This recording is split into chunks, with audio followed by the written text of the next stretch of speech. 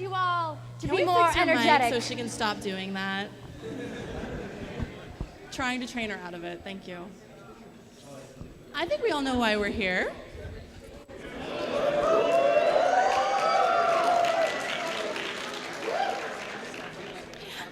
Have you all been enjoying the con so far?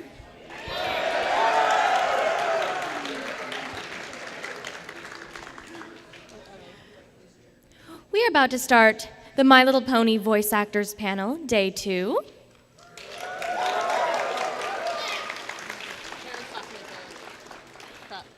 If you have a question for the voice actors, you may line up in an orderly line on this side. Keep in mind all questions will be screened, no season 3 questions, etc. Can't talk about it. Legal reasons.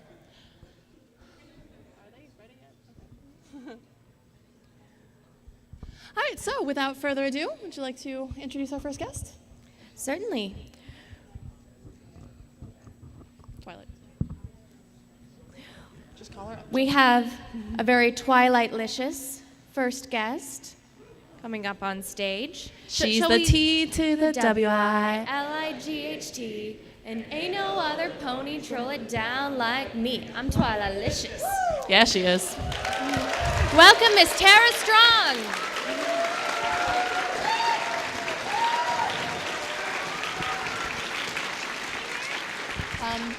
I think you're, yeah, anyway. I wasn't tardy today.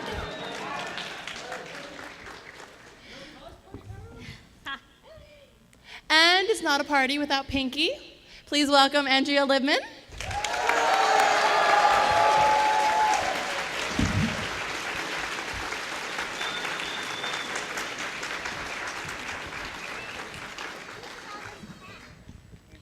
Our favorite cutie mark crusader, the lovely Applebloom, Michelle Creber.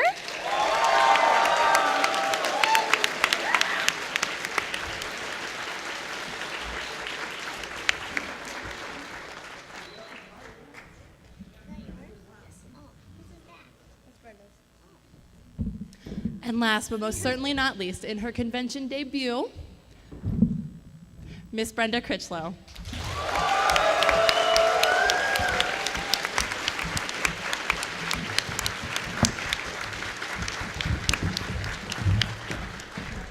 We'll now turn it over to Final Draft of Everfree Radio to moderate the panel.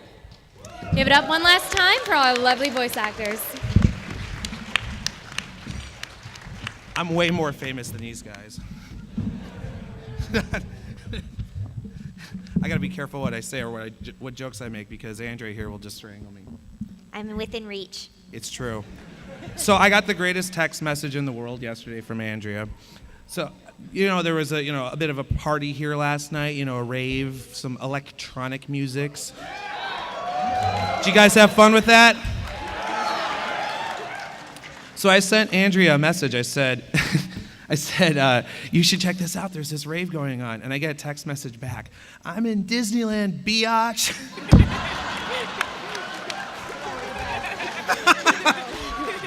I don't know if this is possible.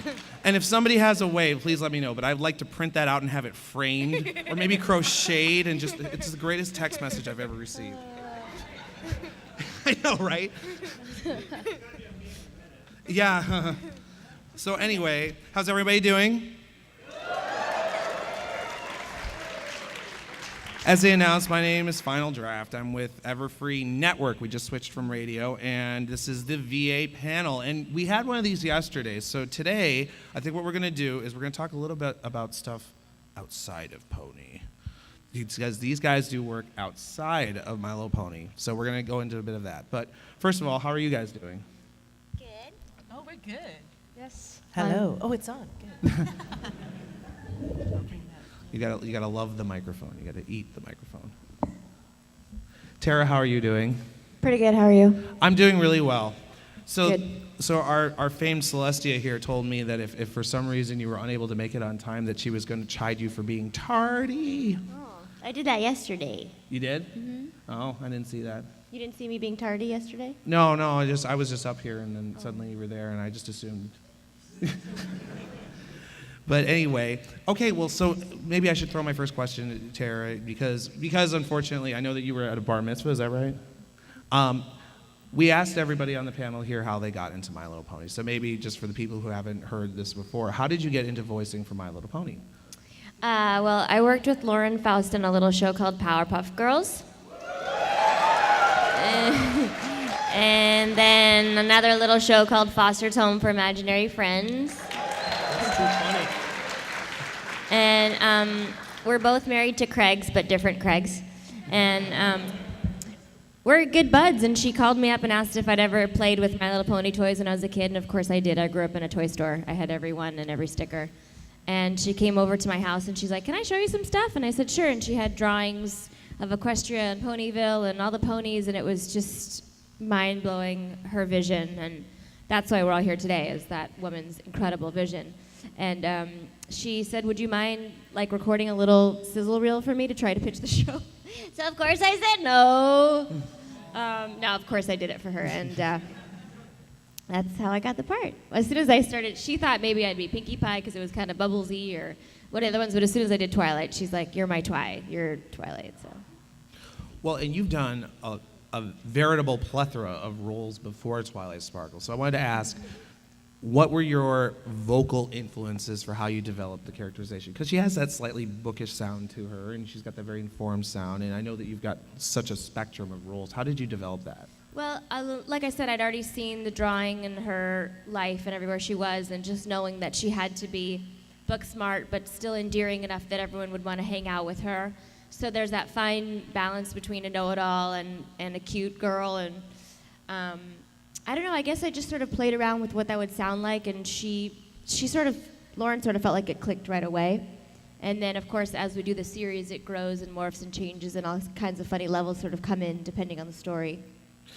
Have you found that voicing for Twilight from season 1 now into this alleged season 3 has changed in any way for you? Have you kind of found the groove for it, or has it just been the same from the start?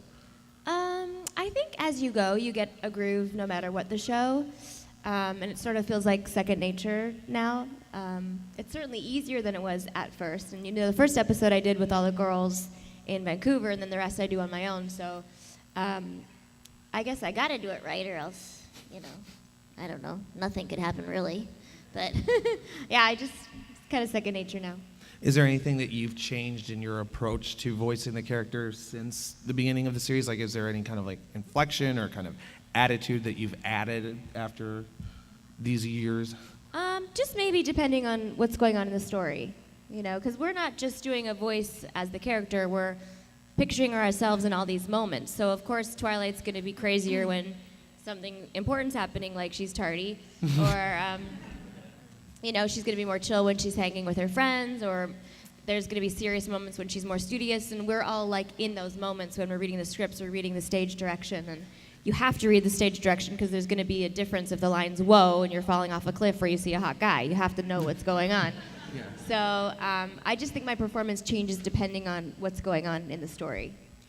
Well, and one thing that we talked about briefly yesterday, and I know that I've mentioned in interviews with other voice actors on stage here, is that sometimes the VAs will say that they enjoy voicing the crazier moments in episodes, the absolute insane moments. And I'm wondering, Brenda, if there would ever be a crazy Zecora moment, have you ever tried like working on that kind of a voice? Have I ever tried working on a crazy sounding Well, voice? because Zecora's character is just so calm and composed and sage. I mean, have you ever tried developing like where that would be if it was driven to? Because I know, for example, Applebloom, has the "I want it now," which I can't even possibly mimic. Oh, okay. And of course, well, Pinkie Pie, I don't even go into that. And then What? your character's kind of crazy. Just a little bit. Zecora can be crazy too. Just a little bit. Just a little bit? Just a little bit when she gets upset. Okay. Yeah, one of the episodes she had that "Be well, be well." Well, that seemed more like foreboding, less crazy. But anyway. That was in Bridal Gossip. There you go. No, there you go. Well, so as I mentioned at the beginning of the panel, you guys do a lot of work outside of My Little Pony, and I was really happy when you did the Ford Explorer voice yesterday. Has Yes. anybody animated that, by the way? If not, why not? No? Okay. I'm seeing shrugs. Come on. Challenge to the internet. Get that done. There's Animac. Okay, so they've got the Animac down. But one thing that not a lot of people know is that Andrea, you have voiced for toys. Oh, yes, I have. You Have you voiced- guys done that too? Where you Voice go what? Where you go A, B, C, D, yellow.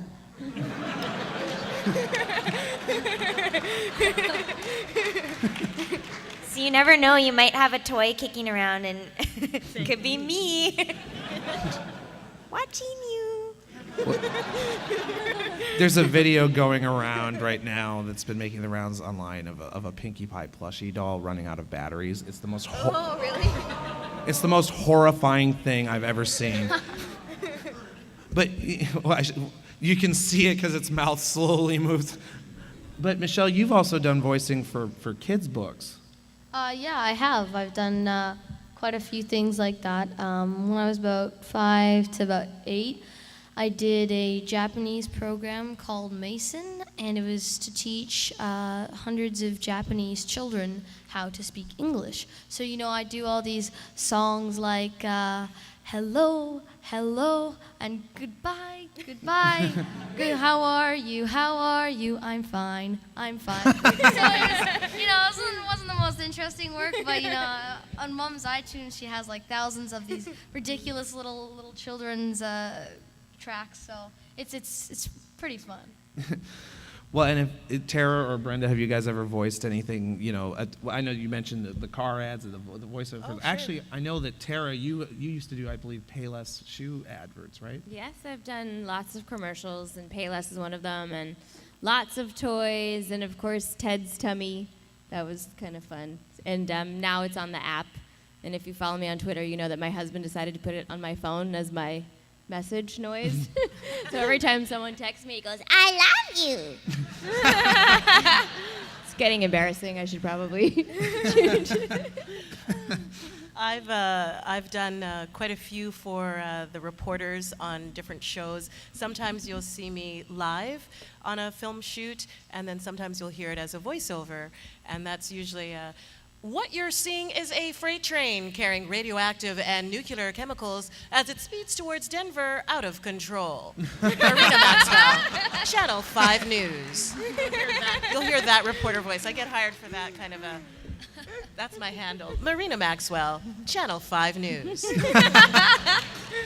Well, and Among the you've had a lot of screen roles as reporters.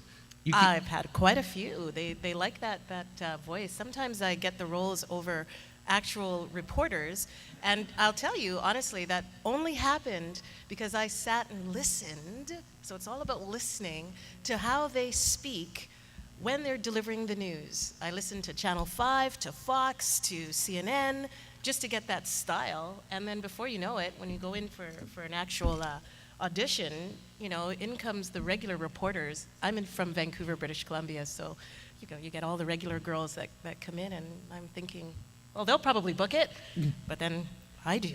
And I'm like, woohoo. It always seemed weird. I have a hard time when I watch TV news because the tone to me just seems so non-conversational. Hi there. Nobody's going to speak that way in regular conversation. We're for reporters? Yeah, like reporters. I'll tell you, the reason is so that it stays impartial. When you're having to deliver some serious news, you don't want to have the opinion of the person delivering the news to factor in. So I guess they go to reporter school, broadcast journalism, to learn how to place certain things in their voice, rhythms, patterns, all that stuff, so that it comes out all the same. That's why all the reporters in the news delivery sounds sort of on the same level. That's why they make stinky jokes. Have you ever noticed that? It's like, oh, don't try to be funny, just give me the weather. It's like I would love to have Brenda tell me the news. Can you just call me every night and say, this is what happened today? Yes, I can do that. I can call you and do that. One thing that really made me laugh when I saw it, and I mentioned this, I believe at Caroline Gardens, is when Tara, when you posted, I think it was a video of you going, excuse me, a video of you going through a drive-through, as Twilight Sparkle, trying to get the Twilight Sparkle toy. And I'm wondering, for the rest of you, have you ever used your vocal talents to troll, if you get a phone call, say, from, like Andrea, if you get a phone call from a telemarketer, have you ever answered in that toy voice? A, B. No, I mean, my voice is always working against me in real life because if I get a call from a telemarketer, they just say, "Is your mom home?" Or if I call a taxi, "Oh yeah, we'll be right there." Click, like no one ever shows up. And most recently this summer, I was calling to book a limo for someone for a wedding. And do you have any availability tomorrow night? No, we're completely booked up. I'm like, oh, okay, and I hung up. I'm like, that's weird. They didn't ask me what time or anything. So then someone else phoned and they're like, oh yeah, what time do you need? And blah blah blah blah. They just always think I'm a prank caller, just my regular voice. So I don't even have to do anything. Now I feel bad. You should. Oh. I troll telemarketers so much now that my kids want me to. Like, if the phone's ringing during dinner and it says, electric button, Mom, do it! So, Hello? Who is it? You put your mom on the phone, You got a lollipop. then you just keep going. See how long I can keep them on the phone. It's fun to mess with people. I'll say that first thing in the morning, and everybody's voice may do this. Sometimes your voice is a little huskier in the morning. Sometimes as night falls, your voice may drop. I know in the morning I can sound quite low and sound like a man. So sometimes I'll, hello, hi, how are you? Depends. It's usually for friends that I might just, crank call somebody. But for the most part, I usually just be me. For me, I remember at Canterlot Gardens, Mike kept handing me the phone for friends of his that were fans of the show. What? So he would call somebody, and I would answer as Applebloom, and they'd be like, "Who is this?" And I'd be like, "This is Applebloom." "No, where are you?" "I'm at Sweet Apple Acres." Now, And- for the record, I was handing the phone around when they were using the radios, because at Carolot Gardens, you and Peter New And Cathy. and Cathy Weseluck were going all over the radios, Yeah. using the voices on the security radios. We had hijacked all the staffs. It was And really funny. And one of my favorite moments was when Cathy Weseluck was on the radio. "Oh, hi, this is Spike. Yeah, I know the Wonderbolts. Can somebody call the Wonderbolts so they can fly me around Cleveland?" It was just hilarious. And you could just see, I knew it was happening beforehand, because you'd be walking by, security guards, and they'd just go like this, and they'd just crumple over laughing. It's like, okay, they're on the radios again. And Michelle is just like, here, give me your phone. It's like, okay. My students are very happy. So anyway. Well, you guys are also right now working on other cartoons. For example, one thing I'm really excited about is something you're working on, Andrea, which is Pac-Man. Yeah. And can you tell the audience a little bit about what you're going to be voicing on that? Yeah, I play Cylindria, which is Pac-Man's girlfriend. Well, friend who's a girl. And it's a really fun show. Well, I think it's going to be interesting, because you're actually working with a few other people who were involved with My Little Pony on that. I think Lee Yeah. Tolkar is involved with that. Yeah, and Ashley Ball. Um, that's it. other awesome people too. Well, and there definitely seems to be the crowd of the Vancouver voice actors who end up on these shows. But, there's also another show that's coming up that a lot of us know about, which is with Littlest Pet Shop, that's got a big contingent of VAs as well. But I don't know, you're not involved in that one. Mm-mm. Is anybody on stage here involved in that? No? No. Oh, well, there you go. But Michelle, I know you can't say anything, but you're going to be involved in a new animation coming up, right? I am working on a few, and it's all. I'm sorry. I just realized I said this yesterday. I said disclosed a contract.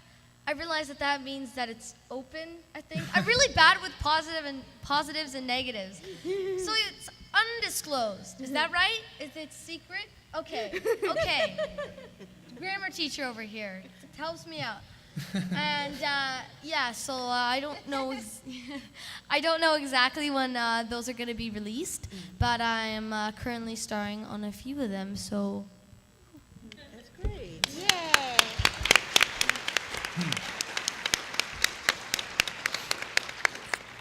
Well, and another one, Andrea, that you're working on is Maya the Bee.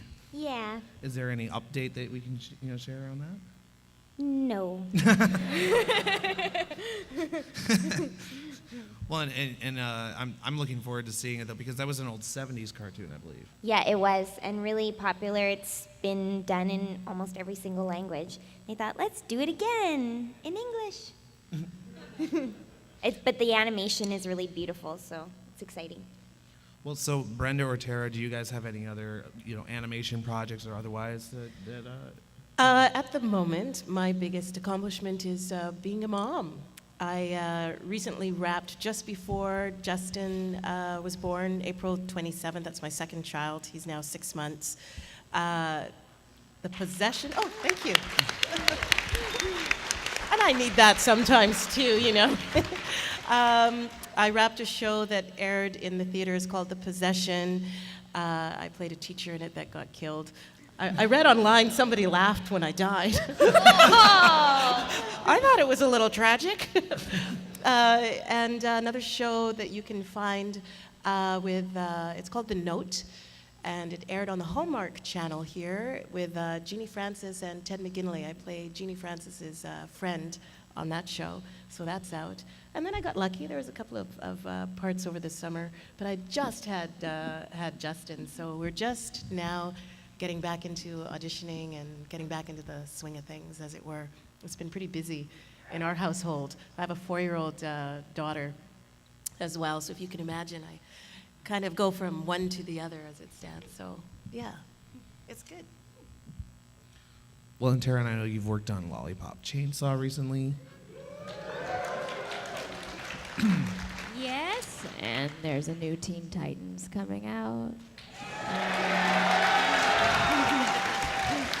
I have to say, I was a little bit nervous about it because I was such a fan of how the show was before and where it ended with Trigon, but I just saw, the first episode, and it's really, really hilarious, and I was like, okay, I think it's going to be very fun. And of course, there's a brand new version of Gong Yi Tan Pai, the little Shaolin Chronicles, which doesn't have a home yet, but it has an amazing Canadian cast, and it's really crazy and funny. And there's a whole new season of Fairly Odd Parents being done as we speak. And I just did a Tough Puppy and a Futurama, and yeah, I've been busy. It's been good. Just busy. So now, as a busy person who has kids, can you convince Brenda to get on Twitter? Oh, I'll force her. Don't worry. Okay. Okay, so will y'all be following me then if I get on Twitter? Hey, I want to hear. I need to hear it. I need to hear it. This is all new for me, so y'all give it up. Give it up. Okay. Then my peeps are going to be helping me out. Okay. All right. Well, I think in a second here, we're going to start with the Q&As. For those of you who are going to be asking questions, seeking answers, remember that these guys can't talk about season 3. They know what's happening. We all know what's I happening. want to talk about how that person made the fake tweet. Which one? Did anybody see that on my Twitter? How did they do that? I didn't see this. They made it look like I tweeted something when I didn't. What? Yeah. How did they do that? That's crazy. Somebody tell me how they do that. It was like it was a screenshot.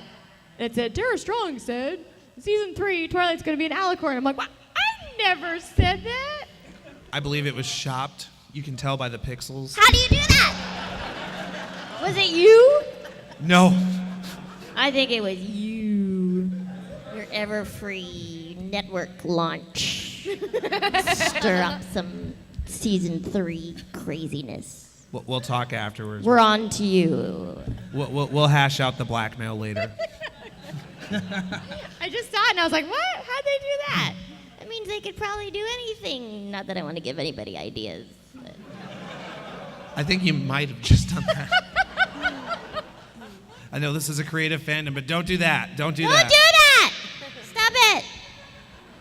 I've actually seen recently people taking pictures of VAs and going on 4chan and photoshopping in them holding up, the thread number so that it looks like they're actually on 4chan during a thread. And it's like, no, come on, guys. Come on. Yeah, it's the internet. People have a lot of time sometimes. Yes, I've learned over the last year about the internet. It's a scary place. It's a scary place. Dear Princess Celestia, the internet scares me.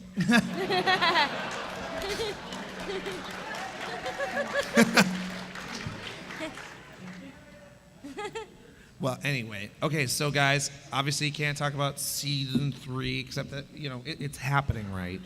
We know it's happening. It involves ponies, it's animated. So just bear that in mind. Hey. Hello. There we go. Hi. How you doing? Thank you, first of all, for spurring on so much good in the world.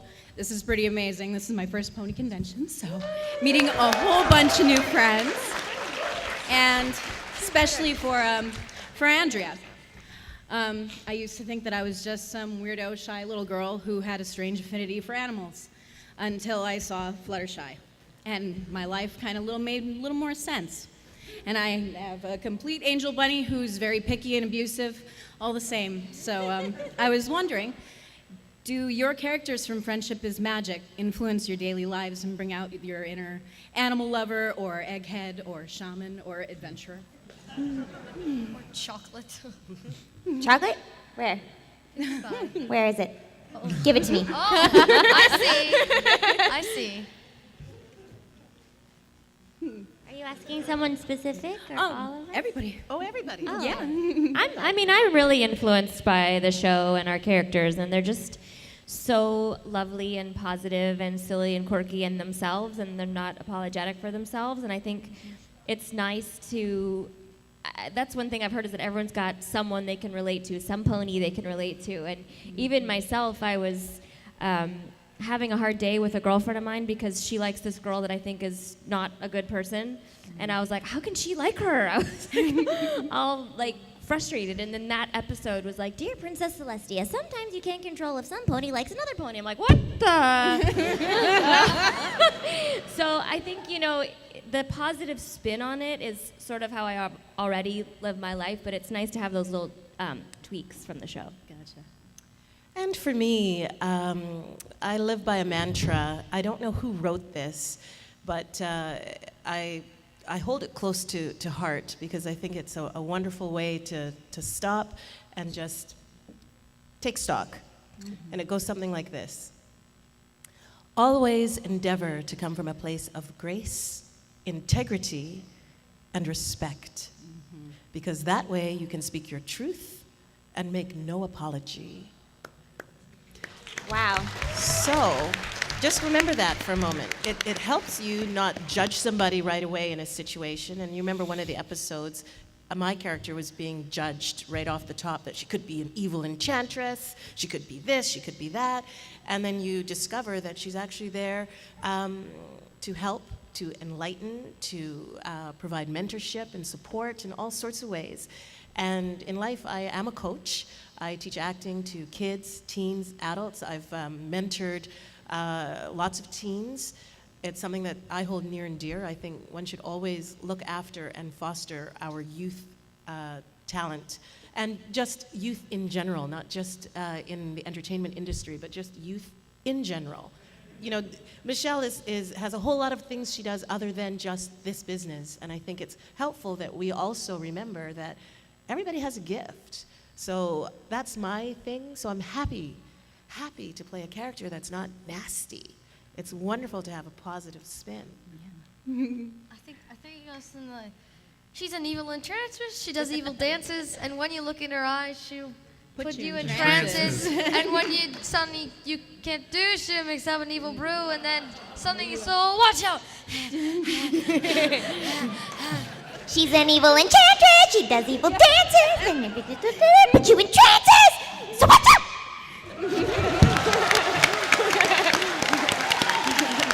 I'm not like that at all. Thank you. Thank you very much.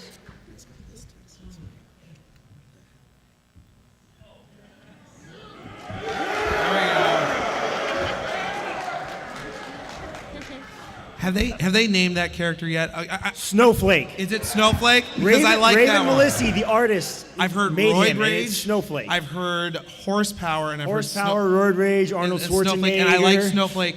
Nobody argue with this man. It's Snowflake. I like how he says it too. He's like, Snowflake.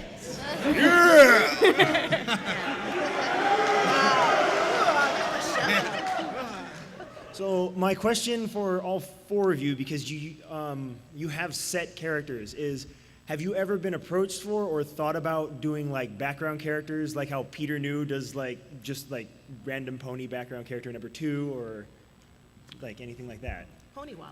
Yeah. We all do that. Is it just, well, because I've never really seen like on IMDb, like they usually name it, and it's like with Tara, like normally it's only Twilight Sparkle. Look, I have you on video.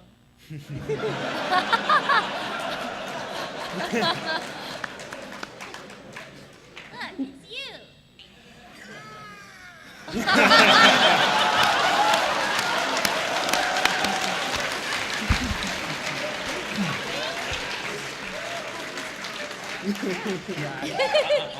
Those are wings. Well, I'm the only one that doesn't because I'm not in Vancouver. So that's okay. I got lots to say. But these girls are awesome. Well, we all do the incidentals, and it's a fun game for you all to guess whose voice it is. But it's all of us, always, right? Yeah, usually the director will come up to us and hand us a sheet and say, okay, you're pony 3, you're pony 5, and etc. And so, yeah, it doesn't really have a real pattern. Sometimes it gets layered, right? Yeah. So it might be a group scene or something like that, and where we all have to, start off on one layer and then add another one, but we've all been given a different voice, so to speak, in a group thing. So it's very collaborative that way, and then when you mix it all together, you get a big crowd of ponies.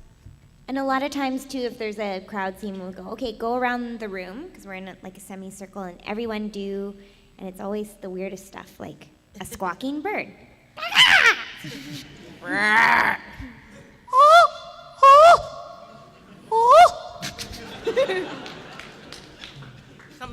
Something like that. But you can imagine with everybody going around. Michelle, was that a jungle duck? Was that what that was? That's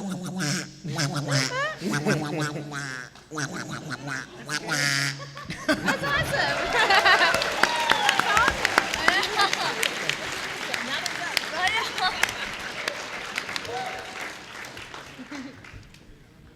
Hello. First of all, I'd love to say I just love everything you do. I love what you guys stand for, and I love just how receptive you are to this madness. And this question goes out more to Brenda, but all the rest of you can answer too. Is just on behalf of my Australian brony friend, how do you guys feel about how many lives you've touched with your work? How do we feel about the lives that we've touched? Yeah, just the lives you. That's an incredible honor. I had one fellow come to me and say that he had been very depressed because he had lost his mom, and he found some comfort in the show. And I lost my mom 12 years ago, and I could absolutely relate to losing a parent. So sometimes with all the lightheartedness and whatnot, there's a little through line, a little seriousness that happens. I had another fellow come to me and say that thank you very much for your gift of doing the show. What you've brought to me is just a little bit of hope. I lost my job, and thank you for sharing that. It's something that my shoulders aren't big enough.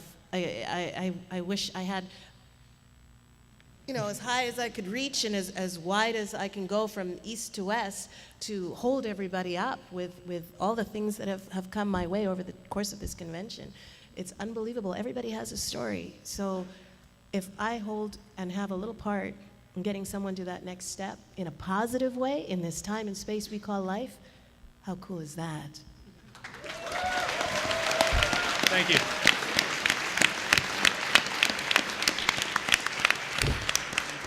She should run for president or something. Right? Seriously.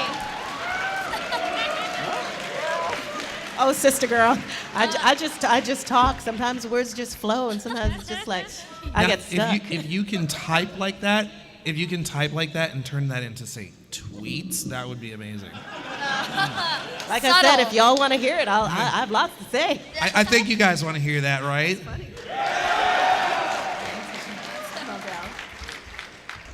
Hello. This is technically a question that we've already asked Ms. Strong at AM2 the last couple of months ago, but since now we've got more of you here, does Hasbro give you any handouts, as in like toys or anything, seeing as how you voice the ponies? They don't give you any merchandise or anything? It's just like, hey, good job, here's Fluttershy, here's Pinkie Pie, here's stuff. Look, a moose. No. Still no? I'm still waiting for my derpy. Me Did you guys too. get your derpy? No. We were supposed to get derpies for doing Comic-Con, and I still don't have my derpy. Oh, wow. Well, I think like 100 derpy plushies are gonna come like coming right. it'll to start the raining state right now. derpies. We'll all get one in the mail. You know what? I did get some really cool T-shirts from We Love Fine, though. Yeah, We Love Fine's awesome. Yeah. They send us Yes. all kinds of fun stuff. So thank you. Well, we already gave Ms. Strong a gift last time. We owe you another one, though. We weren't able to finish one. But for Ms. Creber, Ms. Libman, and Zecora, I'm so bad Brenda at Brenda Crichlow. Oh, derpy moment. But anyway, we here, we speak for the Brony community to give you more of these awesome gifts. Oh. You guys are so amazing. From all of us to you for doing such great work. Gosh, We applaud you. Thank you. Look at her hair. It's awesome. And we'll owe you a Terralicious next time, I Don't you have promise. anything for me in your little bag? We're gonna give you a Terralicious next time, we promise. Wow! Look at all these ponies up here. Wow.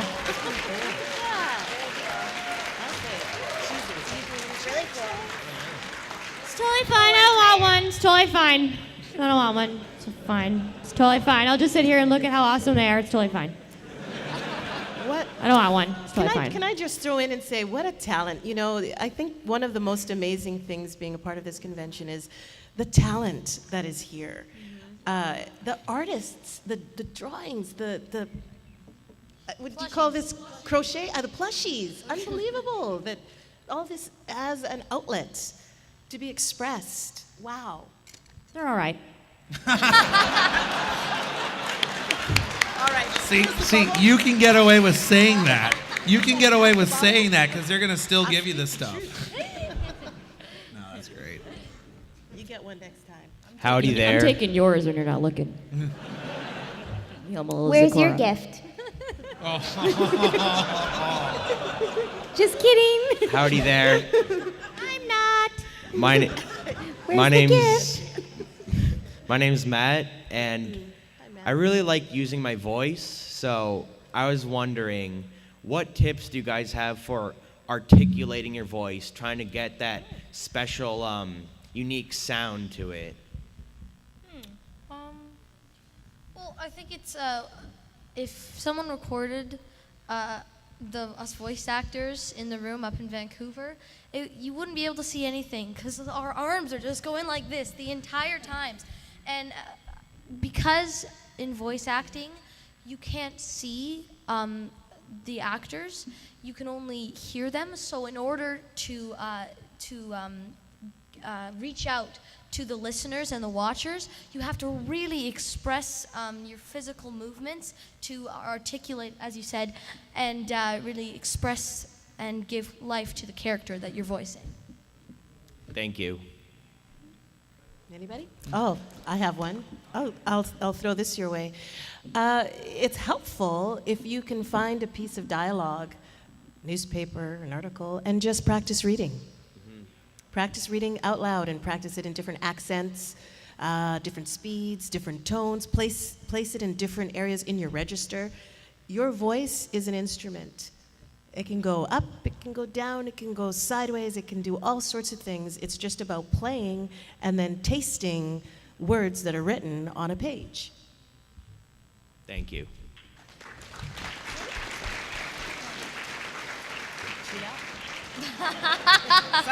Somebody say.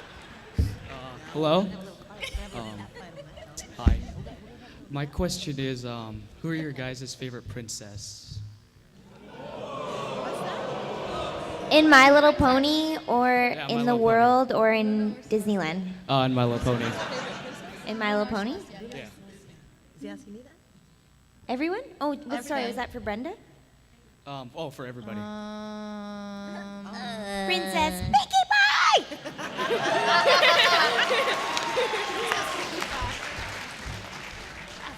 You don't need to ask that question. The answer is Luna, and that's obvious. I know. Yeah. I'm gonna have to say Luna. Sorry, Luna, Celestia over there. Celestia, they're all ethereal. They're all lovely. They all have their attitudes and whatnot. You know, you got to learn to love everybody. So I don't know. I'm a lover, not a fighter, unless you corner me. So I better not pick one or the other. Would you fight for your Zecora plushie? Oh, I would fight. I'd take you down. I'd take you downtown. Yes, I would. Absolutely. Thank you.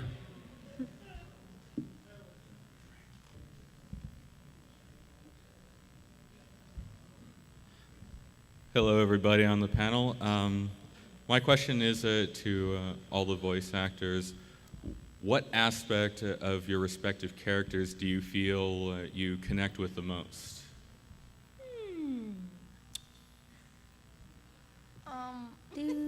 I imagine, in a sense, you put a bit of yourselves in any role you do, right? I mean, Yeah. Well, for me, a lot of people ask me, can you relate to Applebloom's personality? And it's a hard question to answer, because in some ways I'm definitely not like Applebloom, but in the way that she's trying to find herself, and she's desperately wanting her cutie mark because she feels left out. I can understand that from a perspective of only being 13 and just starting middle school and everything. But it's just, I've already kind of found my passion, which is performing, and so I can't. So I do relate to her in some ways. I think as an actor. What's happening? I'm so confused. We're getting giggles. I think everybody on stage has no idea what you're laughing at. We have no idea. What's so What is funny? I'm serious. Everybody What? just started to giggle collectively. We're like, what? You don't know? No. Maybe we What's should happening? know. Someone please come here and explain. What's missing? Oh, my plushie!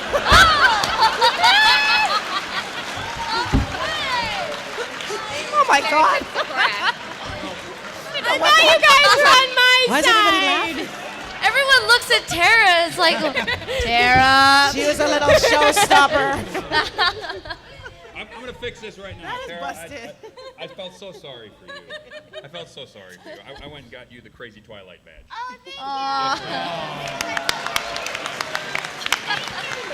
Thank you, manly brony. And Cheryl's like, sorry. Here's a manly brony. It's no plushie.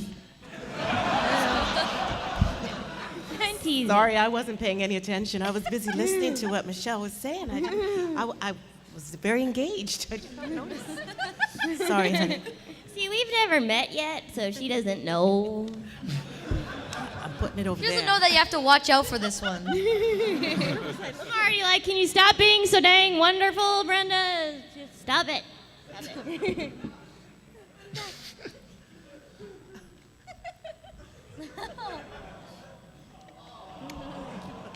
It's cute. I love the hair. I think it needs a little bit of sugar, though. It's looking tired. I'll answer your question. I think for me, just to go back, is kind of along the lines of what I said earlier. But to add to it, I guess it would be also mentorship. Clearly, I have Twilight's kleptomaniac tendencies. Twilight's a kleptomaniac. Uh-oh, what did I do? I think I'm like Twilight in that I'm really conscientious about making sure everybody's happy and everything's going well, and I don't want to upset anybody. I think I have that real conscientious tendency. I'm not like the busiest reader because I also have kids, and boy, that gets hard. But just how conscientious she is and how much she cares about everybody around her, I definitely have that going on. And kleptomania.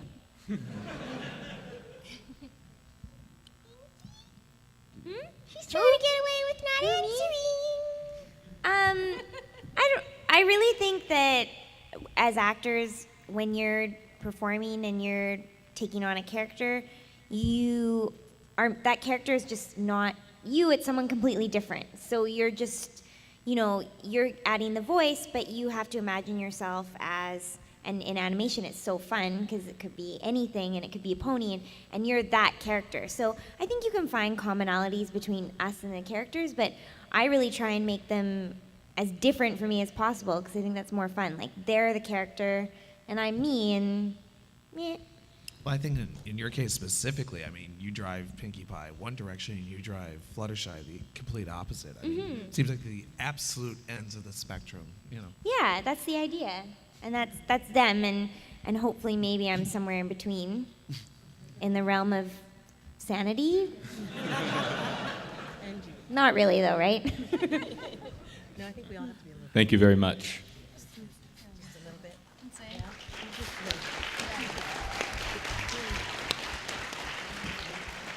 I should say that. Now, I want to ask is, do you guys ever have the which is best pony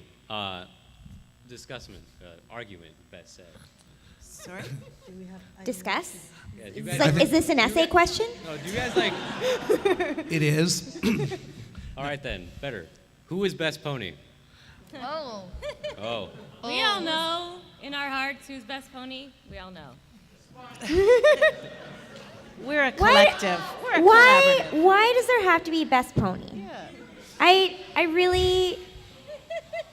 Why? Tom. I think you're saying that because you play two main characters. Oh, so I have to Because you don't want to choose. recuse myself? Well, I mean, imagine this, guys. I think this is a question that comes up at a lot of these panels, and actually in a lot of interviews, etc. If you were voicing a pony on the show, who do you think your favorite pony would be? Just take that just for a second. Tom. Oh, there we go.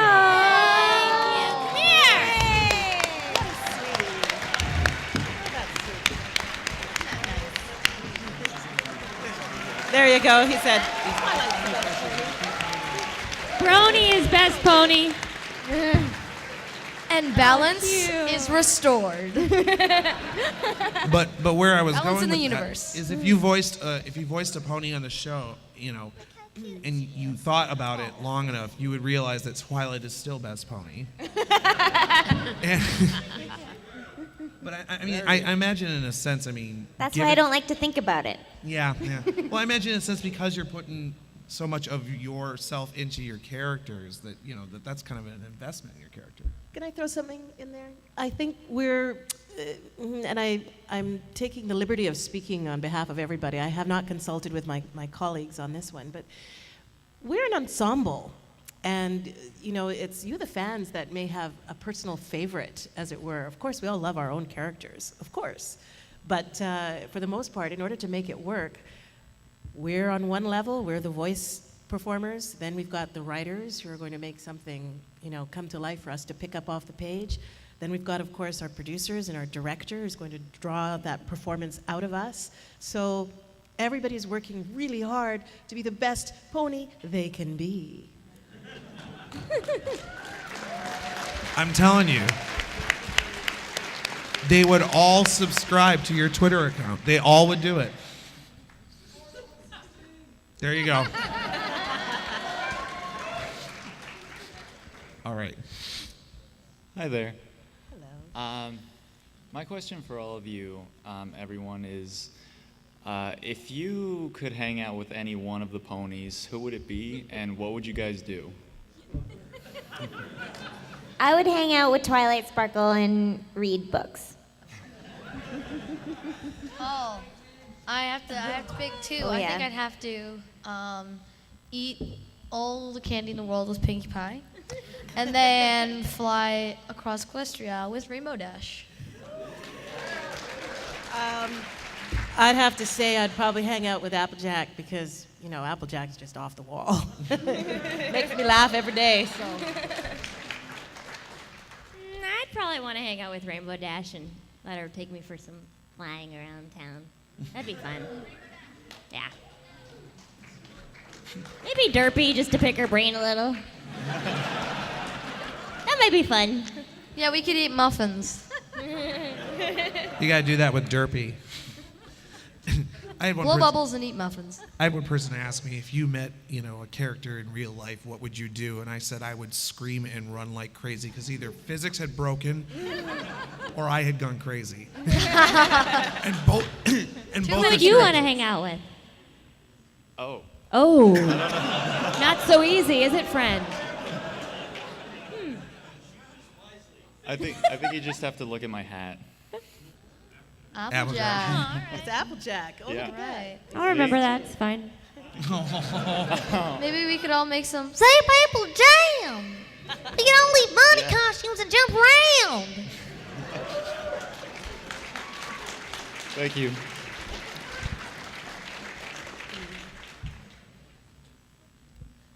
Hi, this question is for Tara Strong. You played a lot of characters on Transformers Animated. I was wondering, what was it like working on Transformers Animated compared to My Little Pony? Well, Transformers is a completely different vibe and show and world, of course. And it was fun for me because Sari was such a unique character, and I don't think ever been someone half robot, half human before, and like the discovery of who she was fascinating, and to really like take that on in an animated world was exciting. And of course working with that cast, Corey Burton and David Kay, and I mean all these people that have been Transformers forever, and that was very, very exciting. It's a completely different world, of course, and just like I said before, when you're acting in those moments, it's like you're really believing that you're those characters in those moments. So she's so different from anyone that would be in Equestria. So but that was fun. Also, I have something to give to Andrea Libman. Oh, go ahead, it's fine. I was playing with my doll. Ooh, thanks. Where's mine? It's beautiful. Can you see? Next time I'll hold you. No, it's beautiful. Thank you.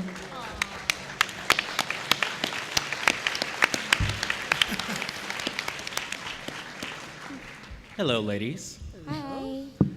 I'm Victor. Hi. How you doing? Now, there's this one question that's been asked, and it's inevitable, Miss Brenda. You play Zecora, but yet I haven't seen a fan animation of Zecora. So, I'm asking you, how would you like your fan animation to be? Now, this is a dangerous question because he's asking, because your character hasn't been featured in a fan animation project yet. Mm-hmm. How would you like it? How would you like Zecora to be featured in such a project? Because since he's mentioned it, and since everybody's watching online, and everybody in the room is here and so creative, it's going to end up happening now. And yeah. this is a dangerous question because anything you say is what's going to happen. Can and will be used against you. All of a sudden, I'm at a loss for words.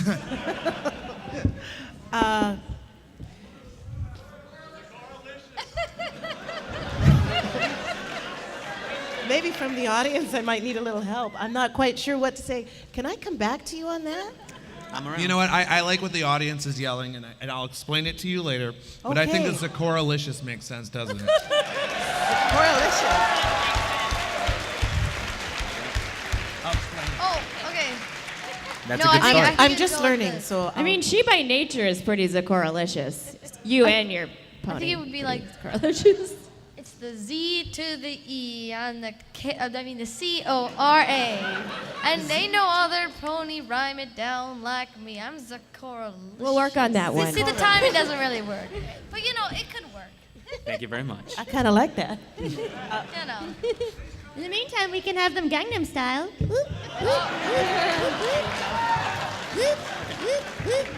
Okay.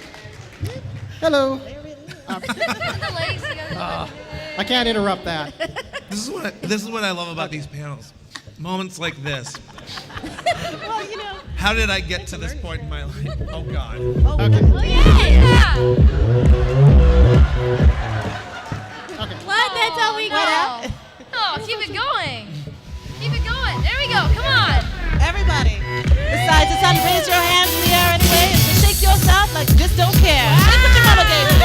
Here we go. Here we go. Here we go.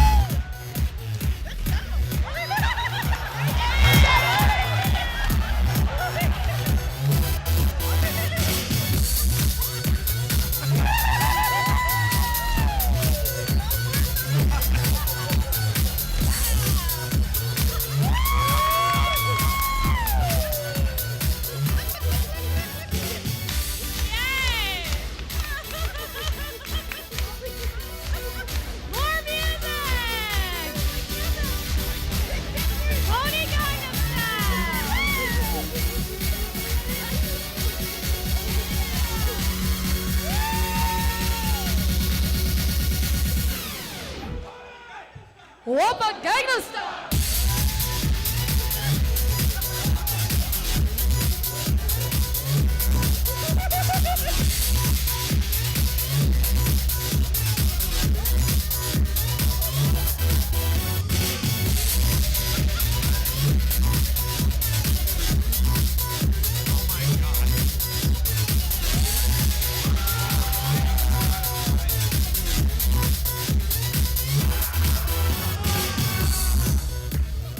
All right. And with that, Andrea Libman just leaned over and asked me, "Did that just happen?" And I said, "I hope so."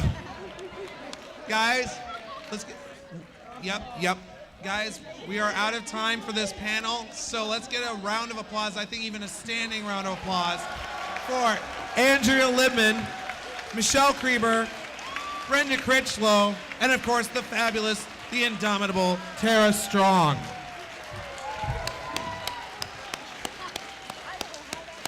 Thanks, everyone. I want to learn that.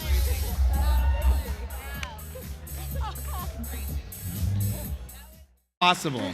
And if somebody has a way, please let me know. But I'd like to print that out and have it framed, or maybe crocheted, and it's the greatest text message I've ever received. I know, right?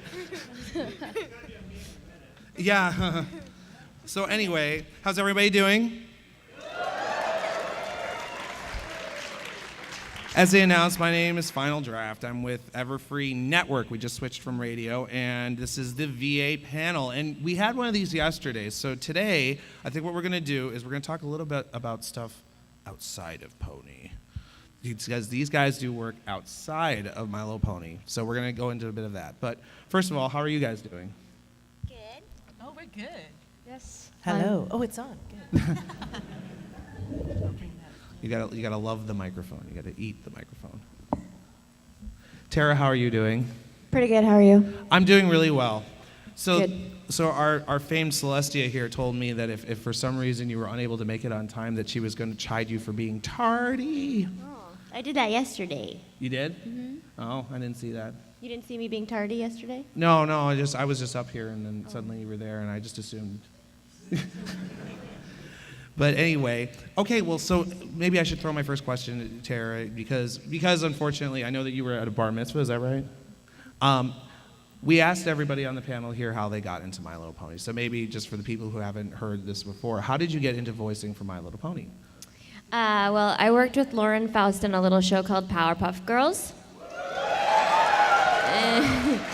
And then another little show called Foster's Home for Imaginary Friends. That's too funny. And we're both married to Craigs, but... And it's not a party without Pinkie. Please welcome Andrea Libman.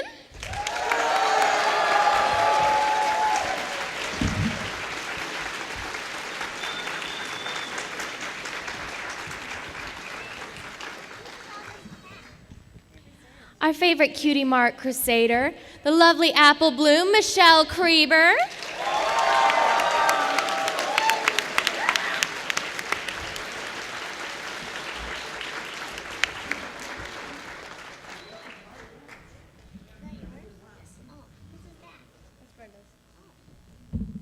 And last but most certainly not least, in her convention debut, Miss Brenda Crichlow.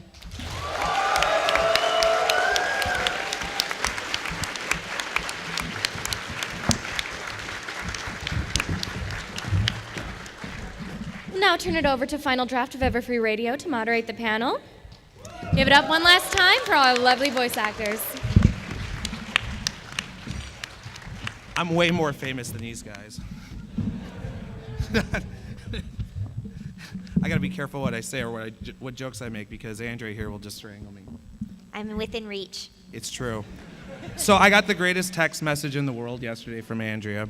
So, there was a bit of a party here last night, a rave, some electronic musics. Did you guys have fun with that? So I sent Andrea a message. I said, you should check this out. There's this rave going on. And I get a text message back. I'm in Disneyland, biatch.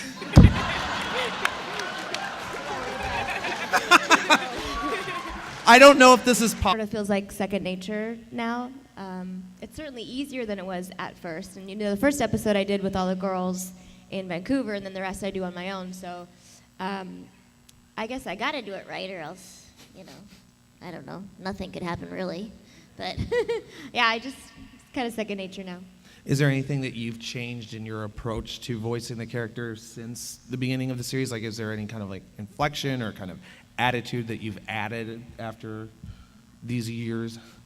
Just maybe depending on what's going on in the story, because we're not just doing a voice as the character, we're picturing ourselves in all these moments. So of course Twilight's going to be crazier when something important's happening, like she's tardy, or she's going to be more chill when she's hanging with her friends, or there's going to be serious moments when she's more studious, and we're all in those moments when we're reading the scripts, we're reading the stage direction, and you have to read the stage direction because there's going to be a difference if the line's whoa and you're falling off a cliff or you see a hot guy. You have to know what's going on. Yeah. So I just think my performance changes depending on what's going on in the story. Well, and one thing that we talked about briefly yesterday, and I know that I've mentioned in interviews with other voice actors on stage here, is that sometimes the VAs will say that they enjoy voicing the crazier moments in episodes, the absolute insane moments. And I'm wondering, Brenda, if there would ever be a crazy Zecora moment, have you ever tried working on that kind of a voice? Have I ever tried working on a crazy sounding Well, voice? because Zecora's character is just so calm and composed and sage. I mean, have you ever tried developing where that would be if it was driven to? Because I know, for example, Applebloom, has the "I want it now," which I can't even possibly mimic. Oh. Perhaps you should use the Royal Canterlot voice to command you all to Can be we more fix her mic energetic. so she can stop doing that? Trying to train her out of it. Thank you. I think we all know why we're here.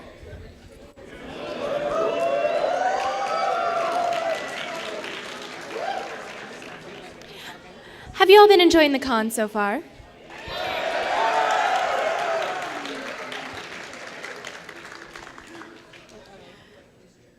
We are about to start the My Little Pony Voice Actors Panel, Day 2.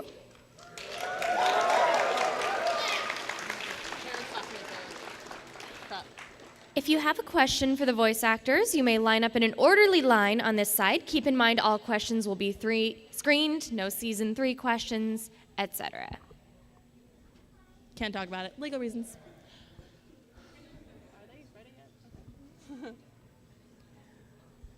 All right, so without further ado, would you like to introduce our first guest?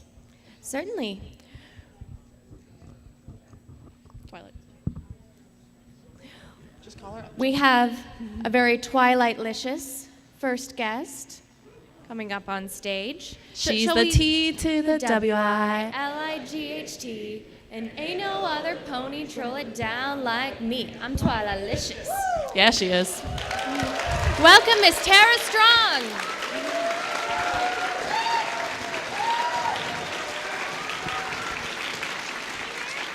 I think you're, yeah, anyway.